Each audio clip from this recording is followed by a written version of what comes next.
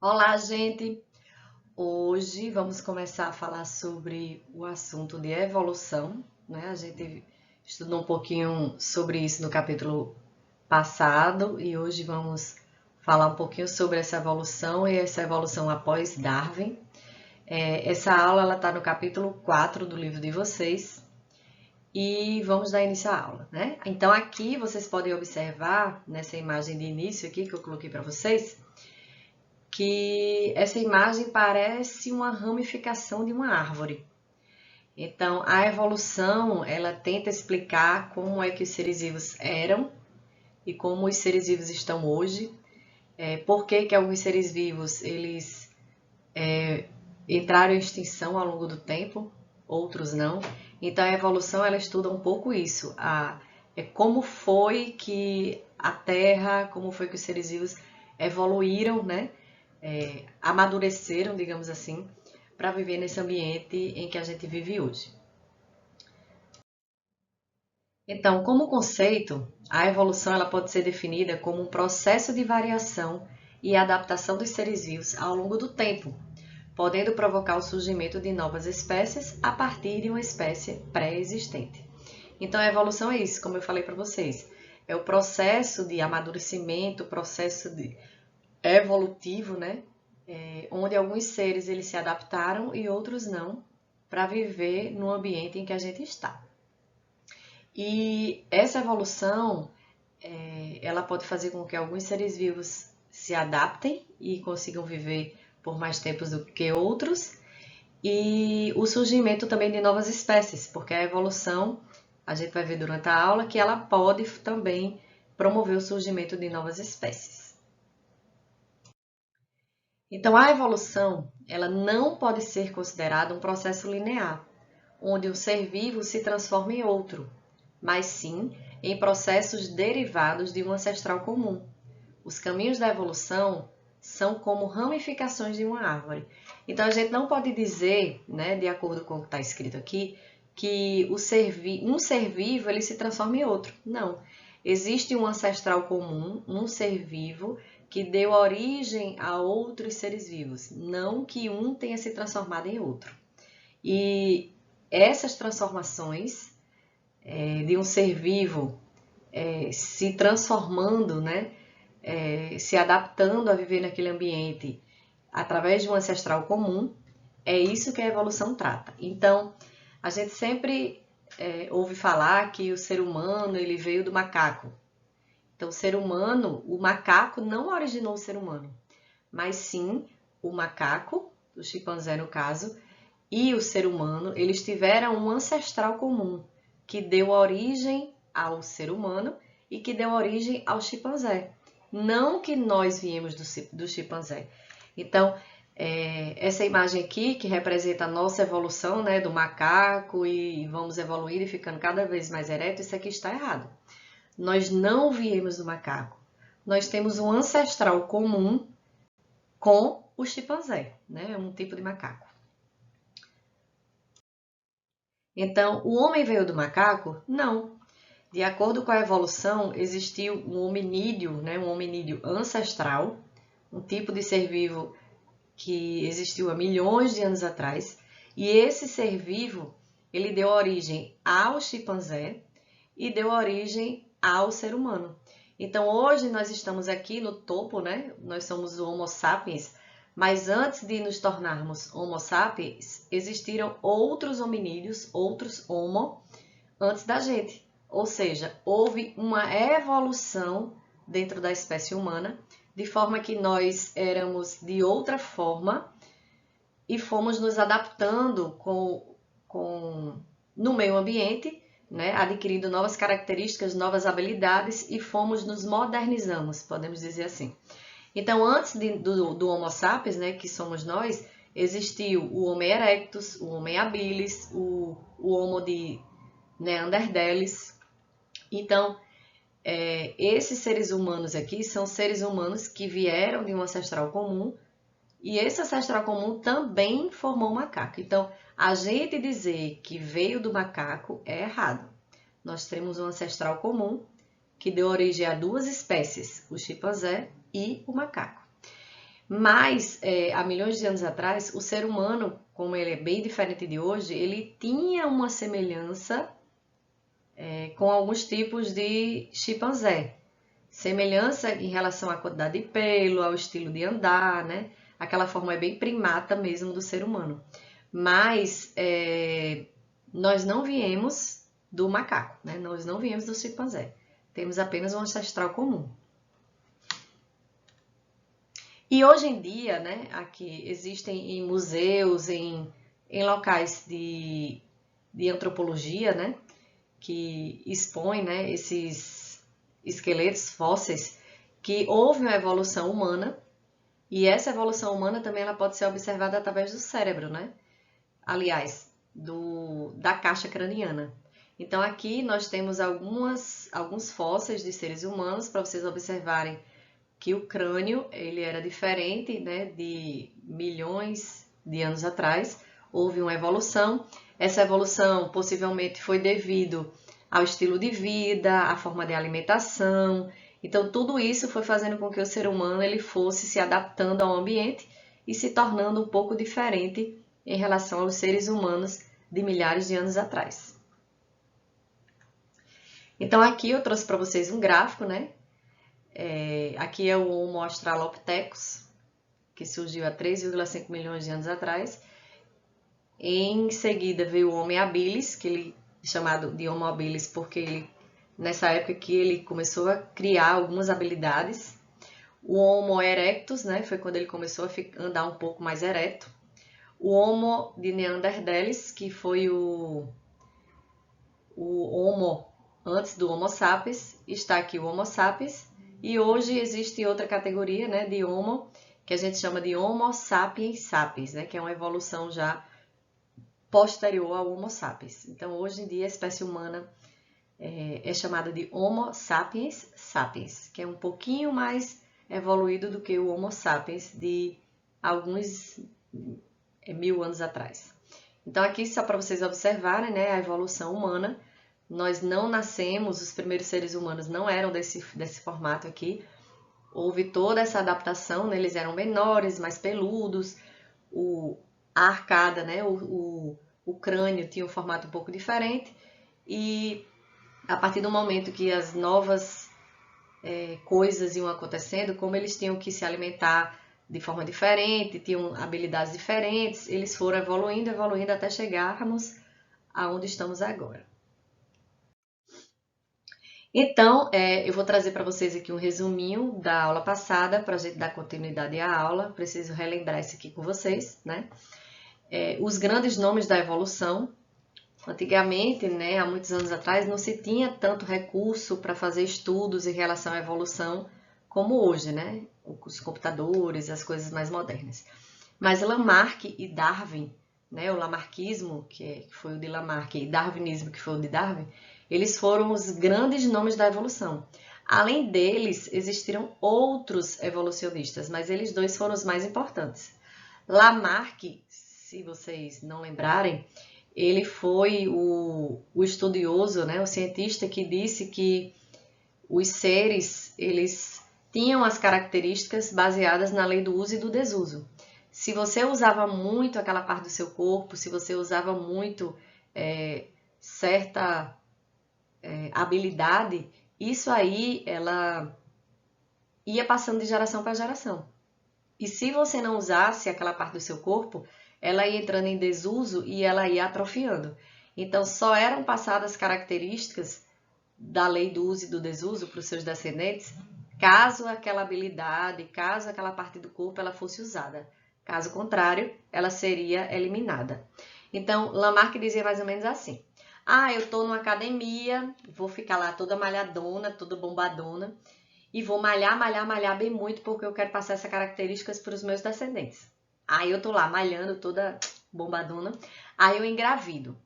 Aí vocês acham que esse filho que tá na minha barriga que vai nascer, ele vai nascer bombadinho, só porque eu estou bombadinha? Então, ninguém viu, né, alguma criança nascer toda bombada porque a mãe era bombada. Mas para Lamarck era assim. Se aquela característica era adquirida pela lei do uso e do desuso, isso aí era passado para as gerações seguintes. E isso foi comprovado que não, né? Que uma pessoa ela não vai transmitir as características só porque ela usou ou desusou aquela parte do seu corpo. Então, Darwin, né, outro cientista, alguns anos depois, aproveitou esse embalo de Lamarck e fez os seus experimentos, né? Ele fez aquela grande viagem que eu falei para vocês na aula passada, e a partir daquela viagem de 5 anos, né, que ele passou viajando por vários lugares, conhecendo várias espécies, ele colocou tudo no papel, desenhou, e ele chegou à conclusão que os seres vivos, eles eram selecionados naturalmente. Não é porque ele usava e desusava alguma coisa que ele passava essas características para os seus descendentes, mas sim uma seleção natural. Então, aquele exemplozinho da girafa. Lamarck disse que o pescoço da girafa ele era grande porque ela tentava pegar as folhas das árvores que eram altas. Então, quanto mais alta a árvore, mais ela se esticava, mais ela usava o pescoço. Então, por isso que o pescoço da girafa era grande. E as que não conseguia, né, ficar se esticando, ela não conseguiria aumentar o tamanho do seu pescoço. Já Darwin diz o seguinte, que as girafas de pescoço grande, como elas se alimentavam mais, então elas tinham mais tendência a sobreviver. Já as girafas de pescoço pequeno, que existiam dos dois tipos naquela época, elas morreram porque elas não conseguiram se alimentar e por isso, como elas morreram, as de pescoço pequeno, elas não conseguiam gerar descendentes. Já as de pescoço grande, como elas conseguiam se alimentar, elas sobreviviam mais e geravam mais descendentes. Então, para Lamarck, a girafa tinha o pescoço grande porque ela se esticava, a de pescoço pequeno porque não se esticava. E para Darwin, a girafa que tinha o pescoço grande, ela conseguia sobreviver mais e com isso gerar mais descendentes. A de pescoço pequeno, como ela sentia fome, elas morriam mais e não procriavam tanto assim. E a partir daí, as girafas de pescoço pequeno, elas foram entrando em extinção e ficaram só as girafas de pescoço grande pela lei da seleção natural. Então, Lamarck é uso e desuso. Darwin é uma seleção natural. Os mais adaptados a viver naquele ambiente é que resistiam e passavam as características para os seus descendentes, tá? Aí, resumindo, né? Lamarck, ele levava em conta o ambiente causava as transformações, e pela lei do uso e desuso. E Darwin disse que o ambiente seleciona as transformações. O ambiente ele não vai causar a transformação. O ambiente ele seleciona a transformação, no caso dos estudos mais modernos, certo? Aí, de acordo com o que Darwin e Lamarck estudaram, né? No caso de Darwin, né, que falava da seleção natural, existe um termo que a gente usa bastante que se chama variabilidade genética. O que é variabilidade? Variabilidade é uma variação. Então, por exemplo, aqui no Brasil nós temos uma grande variabilidade genética de características. Existem pessoas mais brancas, morenas, negras, mais altas, mais baixas, de cabelo louro, de cabelo preto, de olho puxado, de descendente de índio, que não é. Então, aqui o Brasil, ele é um país que foi originado através de muitas características de várias etnias diferentes. Então, podemos dizer que o Brasil tem uma grande variabilidade genética, ou seja, tem uma grande variedade de genes que causam essas diferentes características nas pessoas que moram aqui.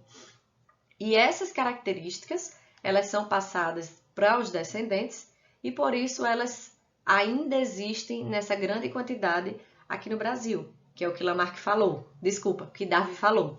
Darwin falou que as características, né, elas são passadas de geração para geração. E essa variabilidade genética, que é passada de geração para geração, muitas vezes elas acontecem através de mutações.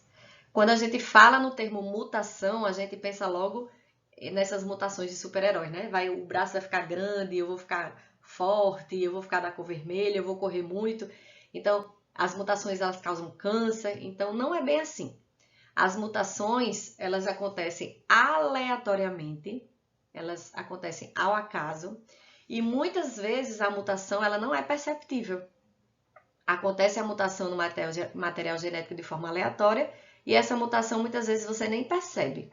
Então, essa questão da gente pensar em mutação e pensar em mutante, que eu vou criar superpoderes, isso aí não existe, tá? Isso aí é só na ficção. As mutações, o termo mutação dentro da ciência, dentro da genética, significa mudanças. Mas mudanças que podem acontecer beneficamente, para o bem, ou outras mudanças, elas podem ser prejudiciais. Lembrando que as mutações, elas ocorrem aleatoriamente. Tem alguns fatores que condicionam a essas mutações, mas elas acontecem aleatoriamente no gene da gente, né, no nosso DNA, e a gente não controla isso. E essas mutações, elas geram essa variabilidade, essa diversidade que existe no mundo, né, de seres vivos. E ao longo do tempo, essas mutações, elas podem levar a novas espécies, como a gente vai ver um pouquinho mais na frente. Então, essa questão da variabilidade genética tem tudo a ver com a mutação. Se o meu material genético sofreu alguma mutação e essa mutação ocorreu nas células germinativas, nas células reprodutoras, isso vai passar para os meus descendentes. Então, isso vai originar novas características e pode até originar novas espécies. Então, por exemplo, aqui, né, essa imagem aqui está mostrando a variabilidade genética aqui de pessoas que moram aqui no Brasil. A variabilidade genética que é causada pelas mutações também ocorre em vegetais, não é só no ser humano e em outros animais, mas os vegetais eles também apresentam variabilidade genética. Vocês podem lembrar das ervilhas de Mendel, né, dos estudos de Mendel, que tinha ervilha amarela, ervilha verde, lisa, rugosa. Quando cruzavam uma com a outra, dava um tipo, e assim sucessivamente. Mas aqui eu trouxe para vocês essa imagem aqui, desse bichinho aqui, que é a mosca da fruta, que eu até falei com vocês em aulas passadas. Essa mosca da fruta, ela sofre muita mutação. Essa daqui, por exemplo, é uma mosca da fruta que vocês podem observar que a asa dela é longa, né, grande. E essa mosca aqui, ela sofreu uma mutação de forma que a asa dela ficou pequena. Aí eu pergunto para vocês, qual dessas duas moscas, o tipo da mosca vai ser mais adaptado ao ambiente? Lembrando que a mosca ela precisa voar, né, em busca de alimento para fugir de predadores. E com isso, vocês podem observar essa diferença em relação à asa. Qual das duas iria sobreviver no ambiente, né, pela seleção natural? Se a gente observar, seria essa mosca da asa grande. Por quê? Essa mosca da asa pequena, essa mutação não foi benéfica para ela, porque ela não vai voar da mesma maneira que essa daqui. Então, essa mosca da asa grande, ela vai ser mais adaptada, ela vai sobreviver ao meio ambiente, e essa daqui não, porque ela não vai conseguir voar. Então, essa mosca, como ela vai viver mais, ela vai ser mais adaptada, de acordo com Darwin, então ela vai produzir mais, vai gerar mais descendentes, e os descendentes vão ter as características parecidas com a dela, a não ser que apareça algum indivíduo, algum descendente dela que seja mutante e ele vai também desaparecer.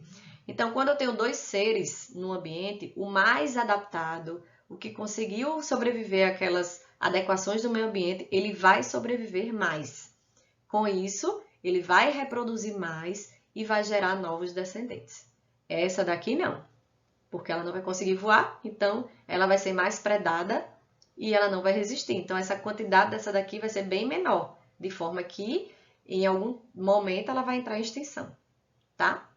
Então, isso aqui é a variabilidade genética. Variabilidade genética é a variação de características e essas variações dessas características, elas vêm de alterações que ocorreram no DNA e essas alterações elas são chamadas de mutação. E as mutações acontecem aleatoriamente, tá? Aí vamos agora falar um pouquinho sobre a seleção natural após Darwin.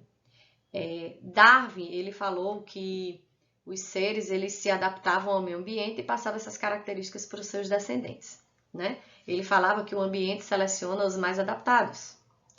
Então vamos lá para alguns experimentos que aconteceram depois dos estudos de Darwin, né?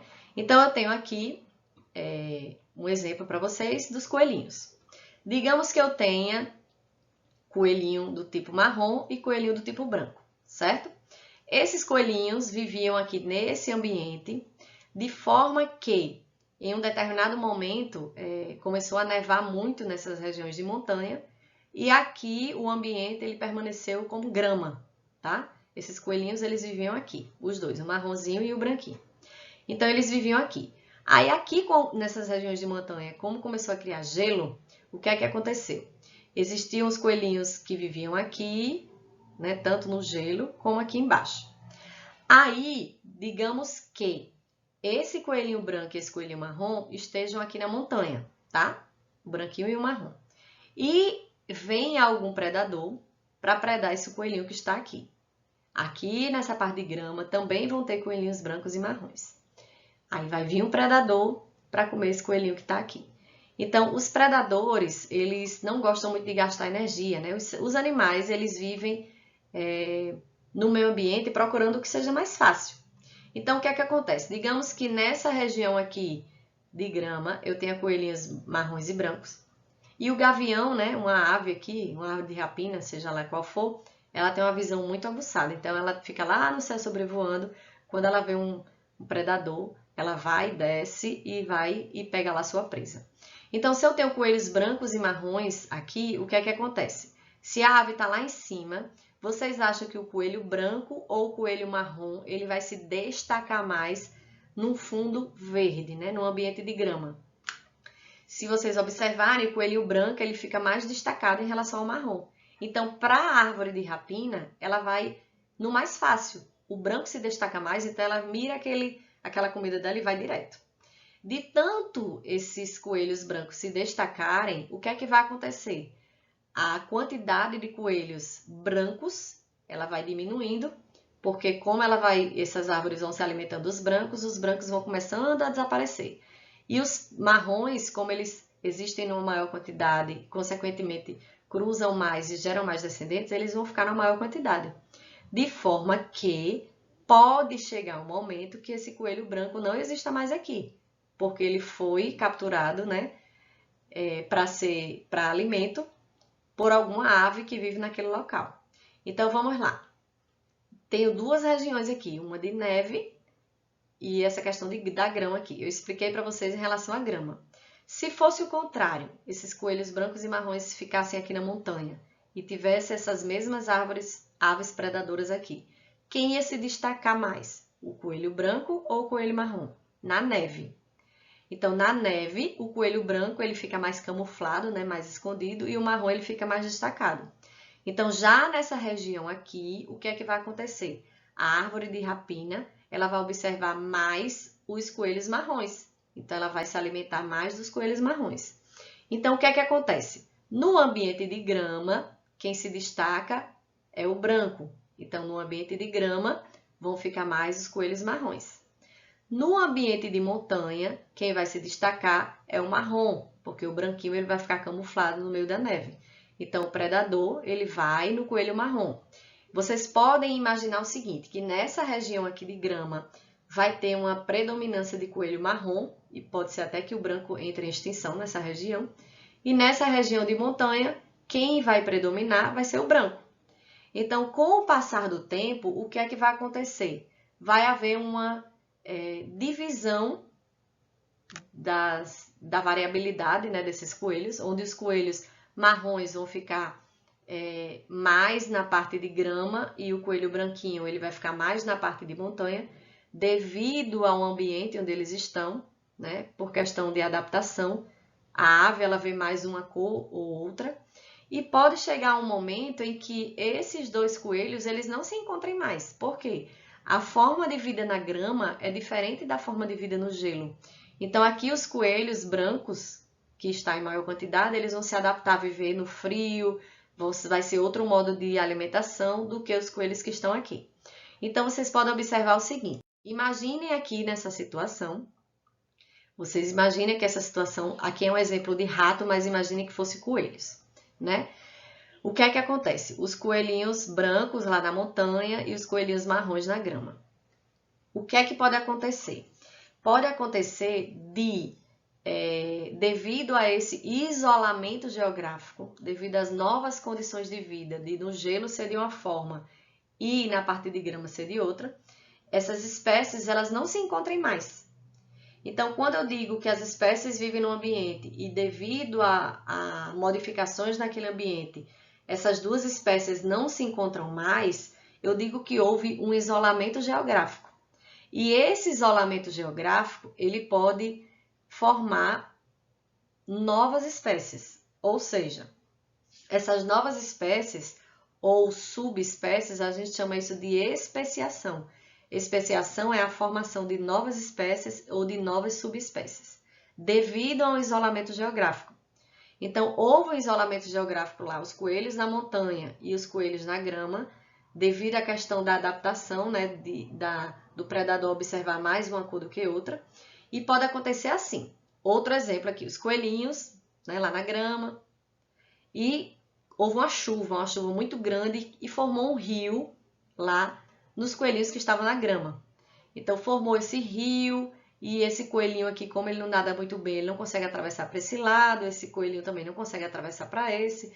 Houve um isolamento geográfico. De forma que esse isolamento geográfico, ele pode acontecer por muitos e muitos anos. Então, esse coelhinho branco não consegue se encontrar com esse coelhinho marrom por muitos e muitos e muitos anos. Então, vai haver uma variabilidade aqui, diferente daqui. Eles vão se adaptar de formas diferentes, vão criar novos hábitos de um lado, novos hábitos de outro. E pode ser que um dia, quando esse rio desapareça, eles se encontrem, mas eles não consigam mais cruzar e gerar descendentes. Porque eles passaram tanto tempo separado que houve uma variação genética de um lado, houve uma variação genética de outro, e formaram duas novas subespécies. Era uma espécie só, né? Mas de tanto tempo que eles passaram separados, houve algumas mutações, eles se tornaram um pouco diferentes em relação ao organismo, e eles não conseguem mais cruzar e gerar descendentes.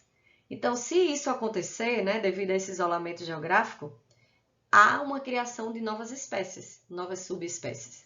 Então, depois de muitos anos, se esse rio desaparecesse e esses animais entrassem em contato, mas não conseguissem mais cruzar entre si e gerar descendentes, eu digo que essa espécie originou duas novas subespécies. Eu só digo que uma espécie é igual a outra, que eles seres são da mesma espécie, quando eles são capazes de cruzar e gerar descendentes. Se espécies são capazes de cruzar e não geram descendentes, ou nem chegam a cruzar, eu não posso dizer que eles são da mesma espécie. Seres da mesma espécie, eles têm que cruzar e gerar descendentes, tá? Então, especiação é a criação de novas espécies, devido, a maioria das vezes, por um isolamento geográfico. Esse isolamento geográfico, se demorar muito tempo, pode causar um isolamento reprodutivo. Eles não se reproduzem mais, não geram mais descendentes, tá bom? Então, eu vou falar um pouquinho sobre a teoria da abiogênese e biogênese, né? Durante muito tempo, né? Na época de Lamarck, de Darwin, ou até antes mesmo dele, muitas pessoas achavam que os seres, eles nasciam espontaneamente. Eles nasciam por nascer. Então, quando os cientistas, antes de Darwin, antes de Lamarck, diziam que os seres vivos nasciam de forma aleatória, por nascer, sem cruzar, nasciam, apareciam e pronto, isso a gente chamava de abiogênese. Abiogênese é quando o ser vivo nasce aleatoriamente. Então, para os cientistas da abiogênese, né, que era no período milhares de anos atrás, quando não se tinha esse conhecimento tão científico, eles diziam assim, eles pegaram, por exemplo, um pedaço de carne, deixaram no pote e eles observaram que apareciam larvas na carne e de repente apareciam moscas. Então eles diziam assim, eita, a mosca ela nasce da carne podre. A carne ficou podre, material em decomposição, originaram larvas que formaram as moscas. Então as moscas nasceram daquele material em decomposição.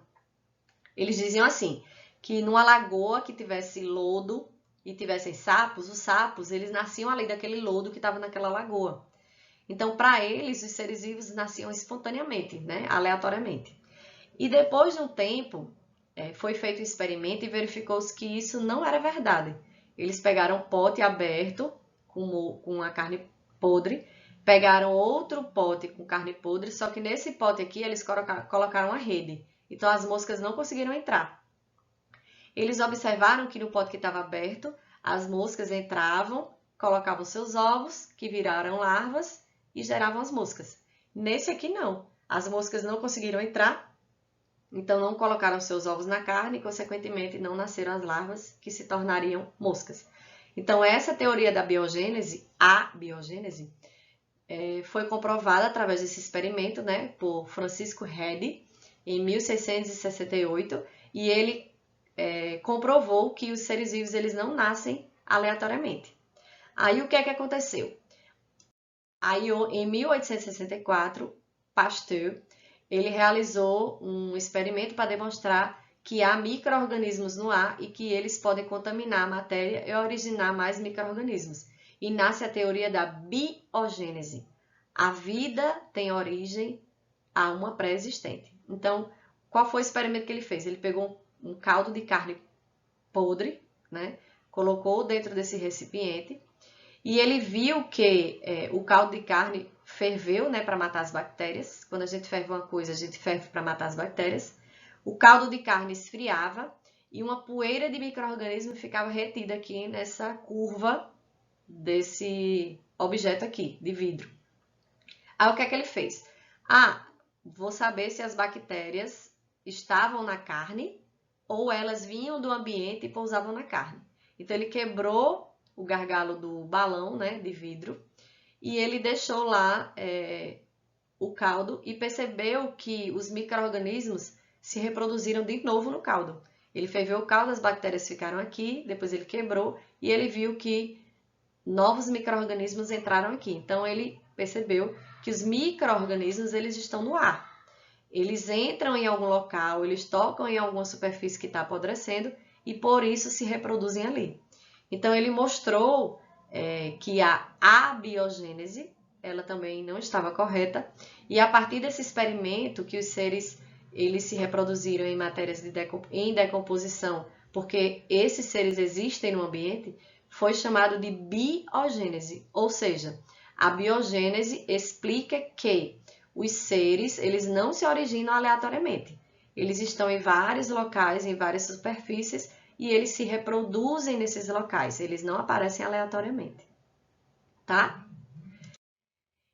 E, para finalizar, vou falar aqui um pouquinho por que a gente precisa estudar a evolução. A evolução é um assunto muito complexo, é um assunto muito grande. Não necessariamente a gente precisa acreditar na teoria da evolução, porque existem outras teorias da criação de seres vivos, como o criacionismo, que tudo foi criado por Deus. Mas a gente precisa passar para vocês a informação de que existe também outra linha de pesquisa, de pesquisadores que fizeram experimentos e mostraram que os seres vivos eles evoluem. Havia um descendente comum que deu origem a vários seres vivos, né? Então, estudar a evolução é aprender a compreender melhor o processo evolutivo e como é contada a história da vida na Terra. Então, a Terra ela se formou há 4,6 bilhões de anos atrás, aproximadamente.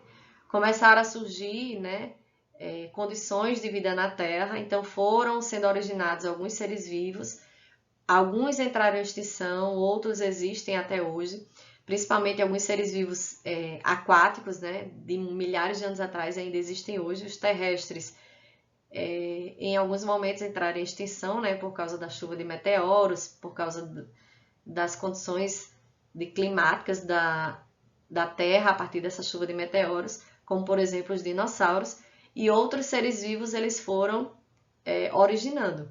Então, a história evolutiva é importante a gente estudar a evolução para ver toda essa transformação que aconteceu desde a formação da Terra até os dias de hoje. Por que alguns seres entraram em extinção e outros não? O que é que fez esses seres entrarem em extinção? E para se estudar a evolução, usa-se muito os materiais fósseis. Os fósseis, a partir dos fósseis, é que nós estudamos essa questão da evolução dos seres vivos no planeta. Então, é uma parte da ciência muito importante que é estudada até hoje, porém existem muitas adversidades em relação a pensamentos, se aquilo ali é verdade, se não é verdade, mas até hoje a teoria mais aceita da evolução é a de Darwin. A evolução ela é estudada através de fósseis e ela nunca deixou de ser estudada. Até hoje se estuda essa questão da evolução. Nós, de acordo com a teoria da evolução, somos originados de um ancestral comum ao chimpanzé, não originamos do chimpanzé. Teve um ancestral comum que deu origem ao humano e ao chimpanzé, porém apresentamos algumas características parecidas e outras não. Não podemos dizer que os seres humanos são os mais adaptados do planeta, porque os seres que vivem hoje, eles são adaptados. Só que a forma de vida da gente é diferente. Nós somos um pouco mais evoluídos, por quê? Porque o nosso crânio, né, a nossa caixa craniana, o nosso cérebro é um pouco mais desenvolvido, nós andamos em posição ereta, adquirimos o poder da fala, da escrita, que outros animais não têm. Mas eu não posso dizer que eu sou o ser mais evoluído do planeta. O ser humano é o mais evoluído. Todos são evoluídos.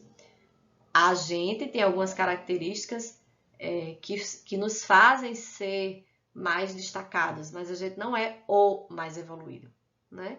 Somos todos evoluídos por estarmos na Terra nos dias de hoje. Então, a evolução seria isso, né? Agora vocês vão partir para responder a atividade que eu passei para vocês. No livro de vocês também tem falando um pouco mais sobre isso. E a gente se encontra na próxima aula. Até mais!